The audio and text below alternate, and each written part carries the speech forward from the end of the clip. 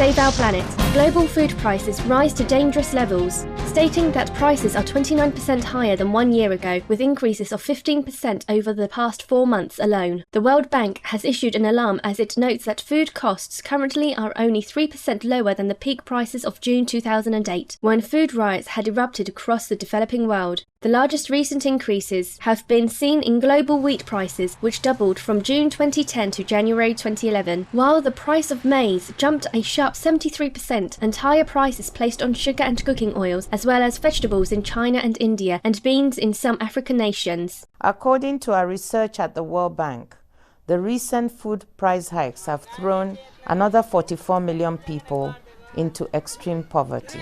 I feel we've now entered a danger zone. The UN Food and Agriculture Organization has indicated that the recent upward direction in prices has come from a combination of factors, including increased consumption of meat and dairy products, speculative trading, soil erosion, food crops used for biofuels, and decreased or failed harvests due to climate change effects such as water scarcity. Prolonged widespread drought in northern China, for instance, caused wheat crop failures that recently sparked concerns about the impact on global food prices. If China were ever to have to import a large amount of wheat, global prices for the grain would surge and add to the strain already being felt worldwide. Shanghai-based agriculture analyst Li Qiang of Rabobank noted that not only China's drought, but also other disasters in late 2010 have driven up global wheat prices, such as floods in Australia, drought in Russia, and an unusually early frost in Canada. Our thanks, World Bank and United Nations, for these reports alerting us to the potential crisis of escalating food prices and global food security. Let us work together to implement solutions that ensure sustainable food supplies for all who are in need. During an October 2009 video conference in Hong Kong, Supreme Master Ching Hai addressed the interrelated issues of food production and climate change, explaining the cost-saving solution for both areas. A lot of the news today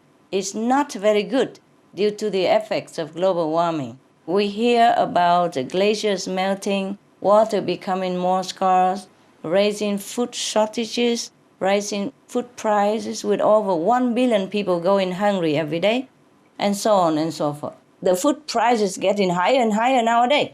As it has already been mentioned, recent research shows that more than 50% of emissions which heat up our planet, which put our lives in danger, are from livestock industry.